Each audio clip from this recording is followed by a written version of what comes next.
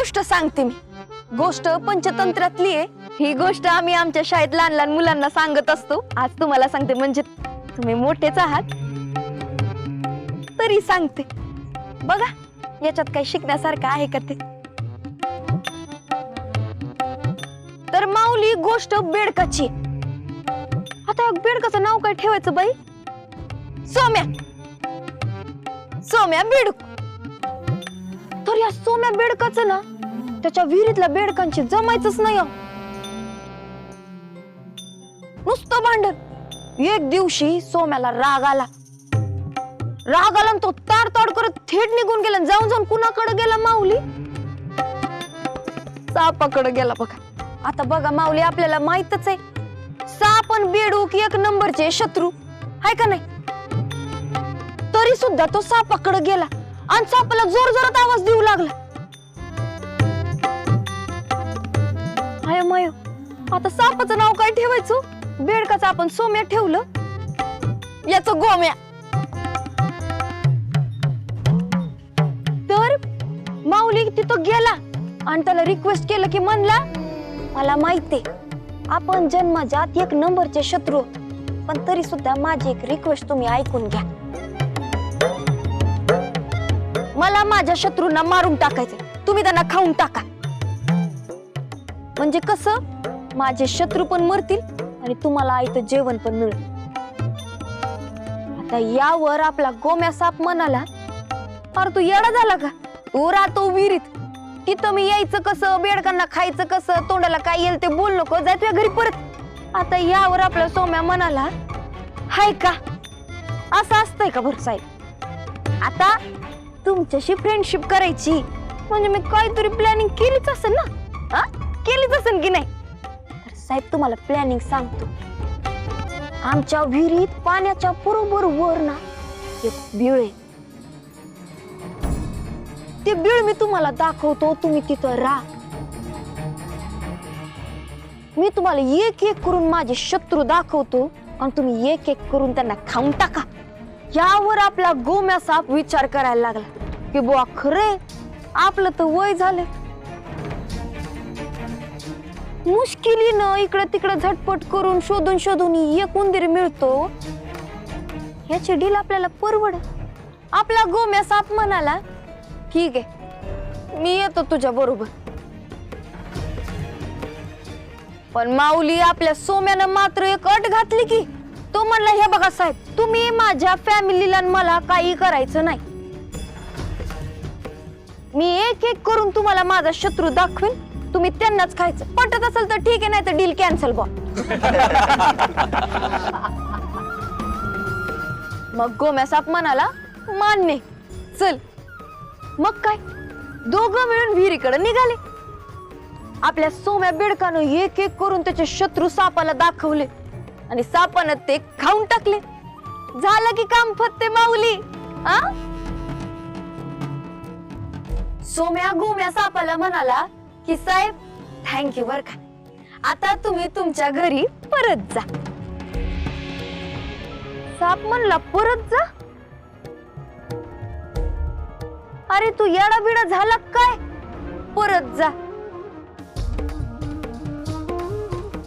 ज्या क्षणी मी माझं बिळ सोडलं त्या क्षणी दुसऱ्या कोणत्या तरी सापानं त्याला बळकावलं पण असेल.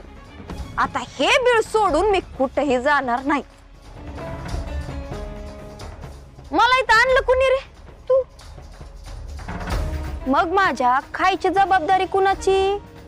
तुझी. आता रोज मला एक बेडूक आणून द्यायचा. माऊली बिचाऱ्या बेडकाकडे आता कसलाही पर्याय उरला नाही. तो रोज बेडका आणून देऊ लागला सापाला आणि साप त्याला खाऊ लागला. शेवटी सापच होता तो. आपल्या सोम्यानं आणलेले बेडक तर तो खायचाच,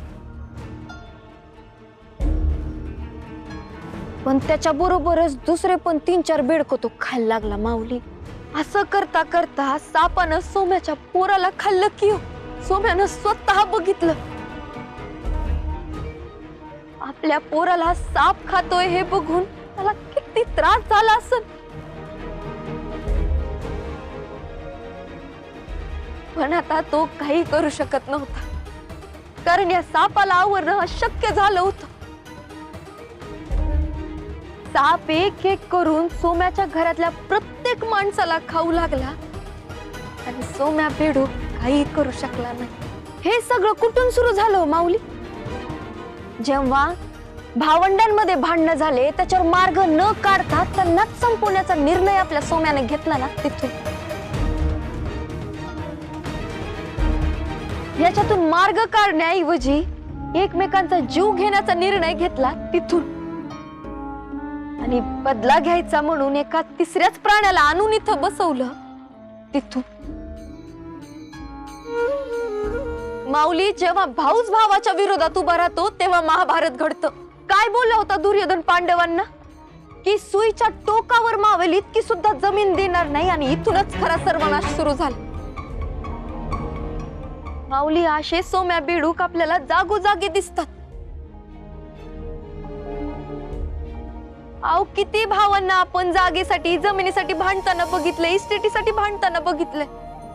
माऊली, आपले भाऊ बंध प्रेमाची माणसं असतात. आपण त्यांच्यावर प्रेम करायचं की त्यांच्याशीच भांडायचो? जरा विचार करा. माऊली, माझी तुम्हाला कळकळीची विनंती आहे, ज्यांनी आपला सांभाळ केला, ज्यांनी आपल्याला जीव लावला, त्यांच्याशी भांडू नका.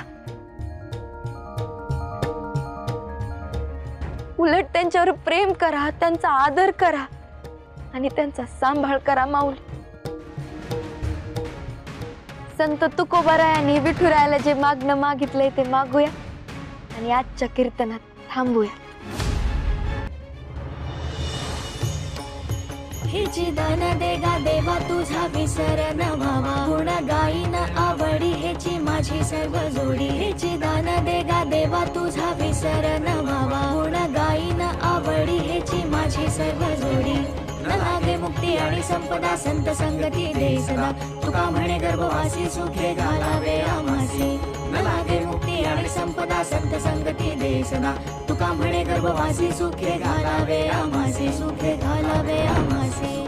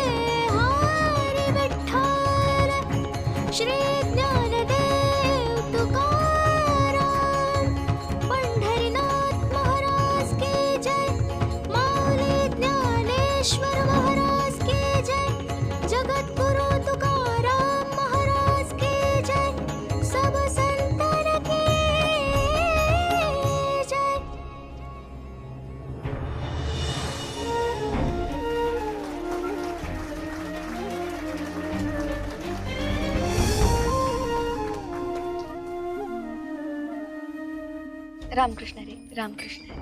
इंदुताई, तुम्ही जेव्हा कीर्तनाला उभ्या राहतात ना, तेव्हा असं वाटतं ना की साक्षात व्यंकट महाराजच उभे आहेत. तुम्ही त्यांच्या शिष्य आहात हे तुम्ही सिद्ध केलं. अहो, ही सगळी गुरुकृपा आहे. ती विठुरायाची कृपा आहेच की.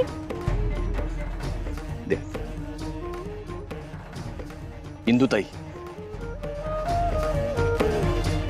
ही आमच्याकडून फुल ना फुलाची पाकळी म्हणून हे छोटंसं मानधन. माऊली, खरं तर व्यंकू महाराजांनी मानधन घ्यायचं नाही असं शिकवलं, पण आमच्या विठूच्या वाडीच्या शाळेसाठी देणगीची गरज आहे. ही रक्कम मी देणगी म्हणून स्वीकारते. बर, घ्या.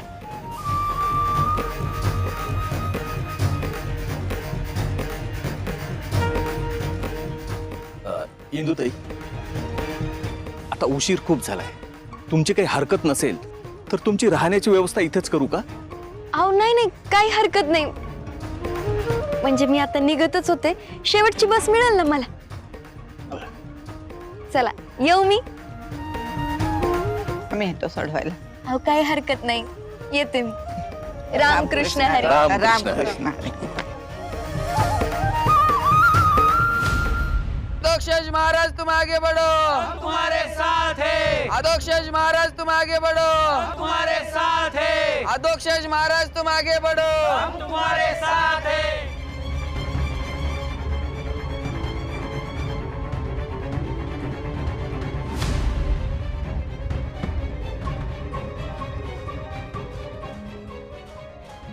मायो मायो काका थांबा. विटूच्या वाडीची बस आता येईलच ना? शेवटची बस तर केव्हाच गेली. गेली? अयो मायो आता कशी जाणार मी?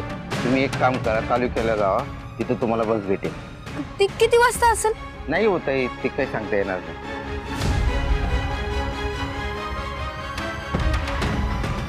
मायो मायो लयच उशीर झाला. हुकुमशाहीला टाकू मोडून अधोक्षज महाराजांना देव निवडो. हुकुमशाहीला टाकू मोडून अधोक्षज महाराजांना देव निवडो. हुकुमशाहीला टाकू मोडून अधोक्षज महाराजांना देव निवडो. अधोक्षज महाराज तुम आगे बढ़ो, हम तुम्हारे साथ हैं.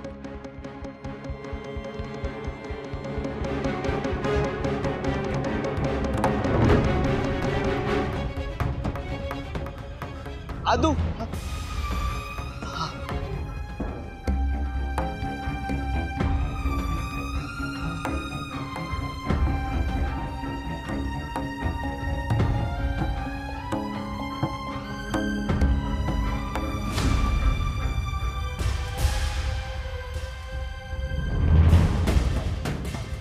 बॅटरी पण लो झाली.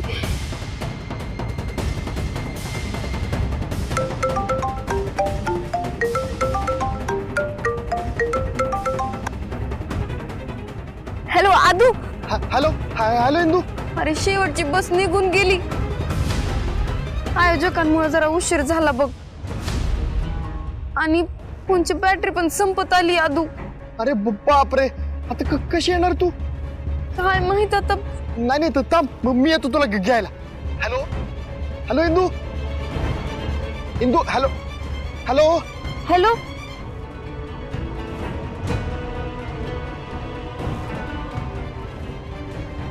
झाला स्विच ऑफ.